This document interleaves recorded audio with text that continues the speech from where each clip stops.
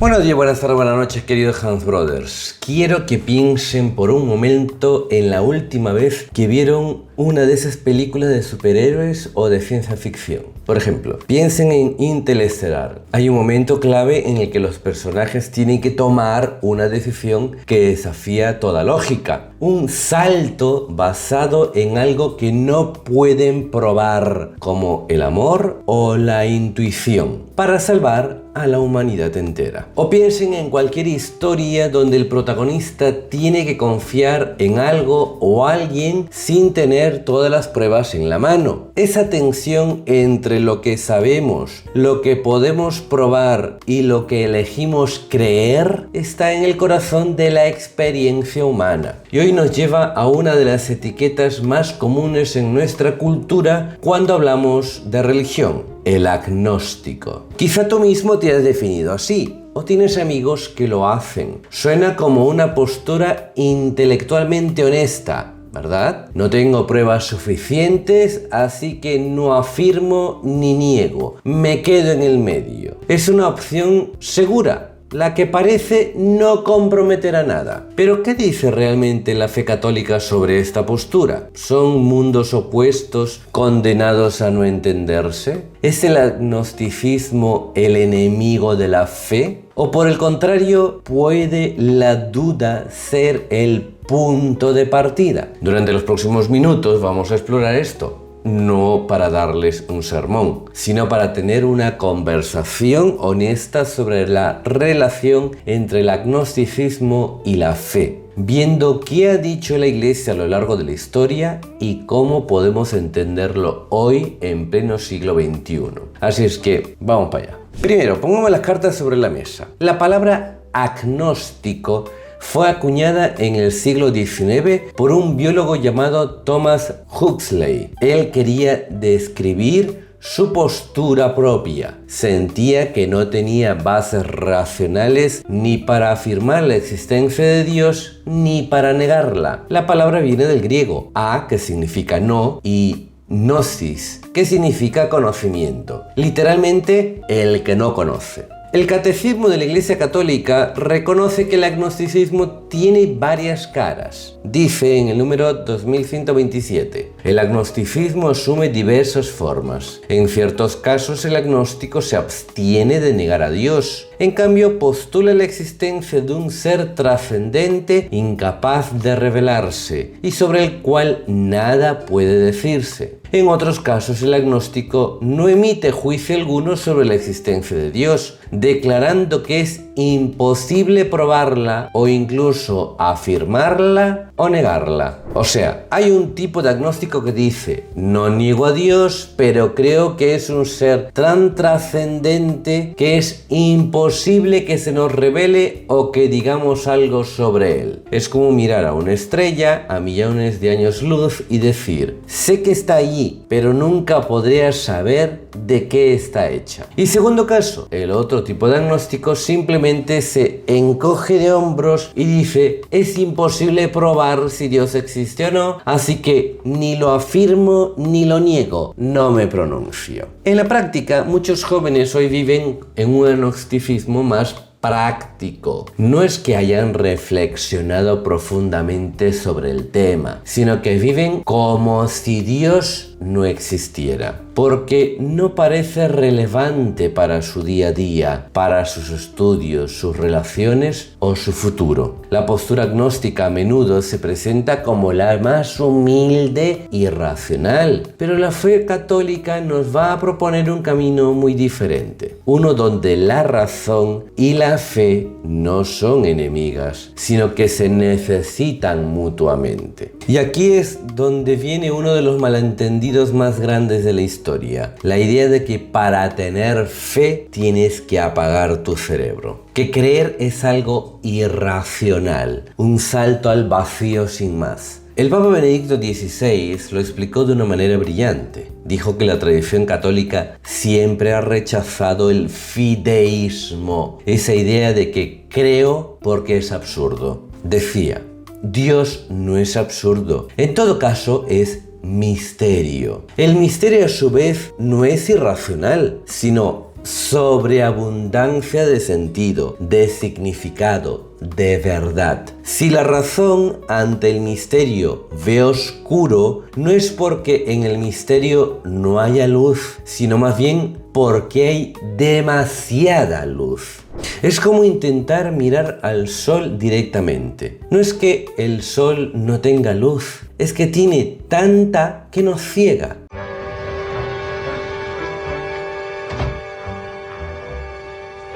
Ahora sí está cumpliendo con su trabajo, señor Sol.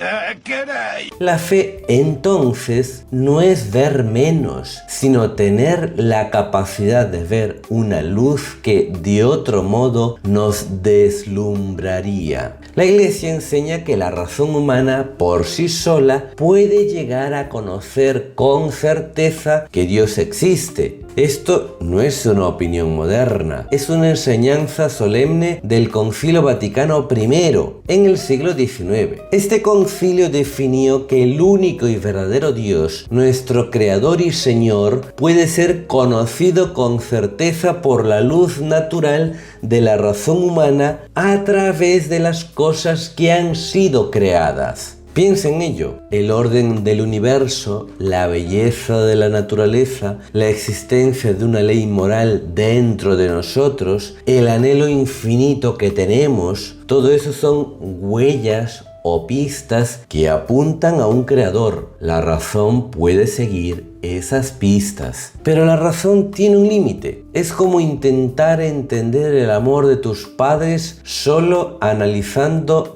sus gastos en ti. Podrías calcular cuánto invirtieron en tu educación o en tu comida, pero perderías lo esencial, el amor, el sacrificio, la intención. Para conocer eso necesitas que ellos te lo digan, que se te revelen. Ahí es donde entra la fe. La fe es acogida de la revelación de Dios. Dios no se quedó como un enigma cósmico, sino que entró en la historia, nos habló y finalmente se nos mostró en la persona de Jesús. La fe es asentimiento firme a esas verdades reveladas, no porque las entendamos completamente, sino por la autoridad de Dios, que no puede engañarse ni engañarnos. Así que no se trata de razón versus fe, se trata de razón y fe. Son como dos alas, como decía Juan Pablo II, que nos permiten elevarnos hacia el conocimiento de la verdad plena. Ahora, esta visión armoniosa de fe y razón chocó frontalmente con una corriente de pensamiento que surgió a finales del siglo XIX y principios del siglo XX, el modernismo. El Papa San Pío X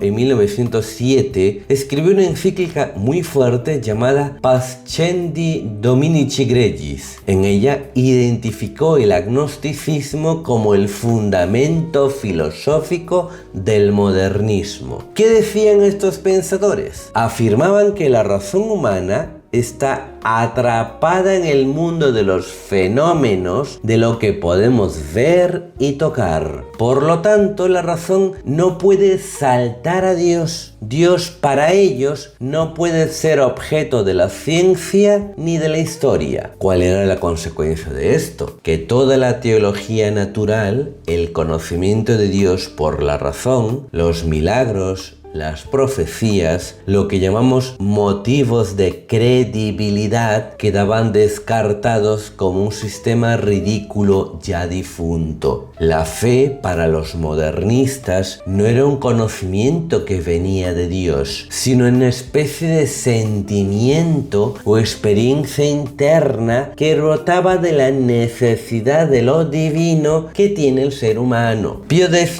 vio en esto un peligro mortal para la fe, porque si la razón no puede saber nada de Dios y la historia debe ser atea, es decir, explicar todo sin contar con Dios, ¿qué pasa con Jesucristo? ¿Qué pasa con su resurrección y su ascensión a los cielos? Todo se convierte en un símbolo, en una experiencia subjetiva, pero no en un hecho real. La Iglesia por eso condenó estas ideas, porque vaciaban la fe de su contenido. Ser cristiano no es solo tener sentimientos religiosos, es creer en un Dios que ha actuado realmente en la historia, en un Jesús que realmente resucitó de entre los muertos. La fe se apoya en la historia y en la razón, aunque ciertamente las trasciende. Pero ahora, avancemos rápido hasta el día de hoy. El agnosticismo ya no es solo una filosofía de salón, es el aire que respiramos. Vivimos en una cultura que nos dice constantemente: si no lo puedes medir, no es real. Confía solo en ti mismo. Tú construyes tu propia verdad.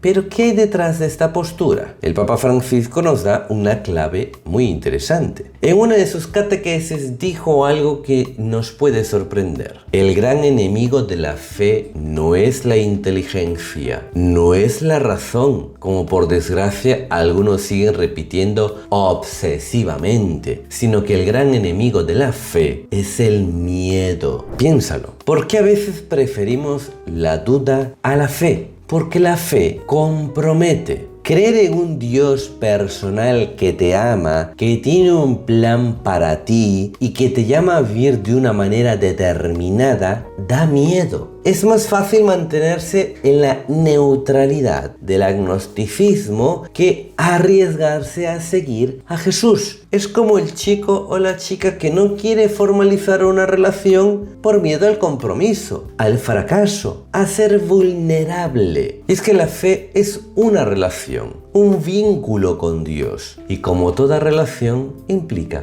confianza. La Biblia está llena de ejemplos. Abraham, que lo dejó todo para ir a una tierra desconocida, confiando en una promesa. O los discípulos en la barca, en medio de la tormenta. Jesús no les reprocha su falta de inteligencia, sino su falta de fe, su miedo. La duda no es necesariamente mala. El apóstol Tomás dudó, pero su duda lo llevó a un encuentro más profundo con Cristo resucitado y llegar a exclamar: Señor mío y Dios mío. La duda puede ser el motor que nos impulse a buscar, a preguntar, a no conformarnos con respuestas fáciles. El problema no es dudar, sino instalarse cómodamente en la duda por miedo a encontrar la verdad. Y es que la carta de Santiago nos lo dice. Pero que pida con fe, sin dudar nada. Porque el que duda es semejante a la ola del mar, que es movida por el viento y echada de una parte a otra. El agnosticismo, vivido como una indecisión permanente, nos deja a la deriva, inestables. Entonces, ¿cuál es la relación entre el agnosticismo y la fe católica? No es una de simple enemistad.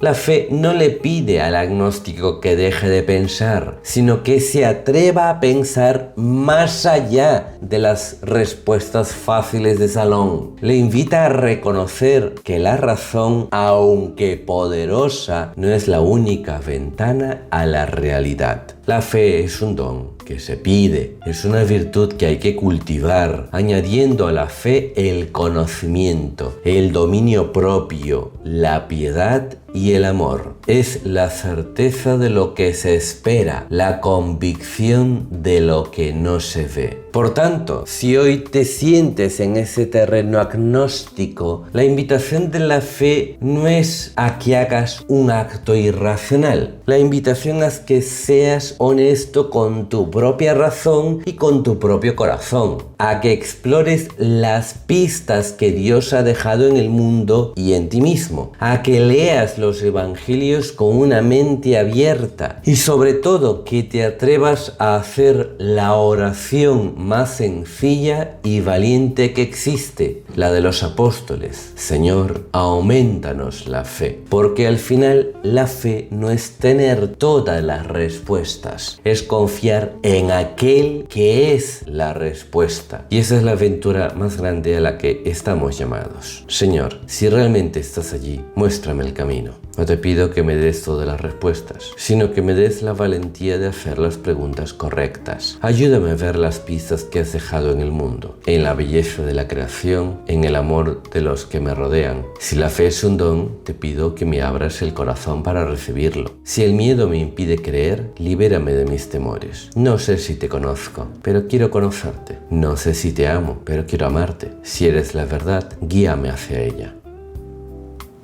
Amén. Amén, hermano. Y se acabó.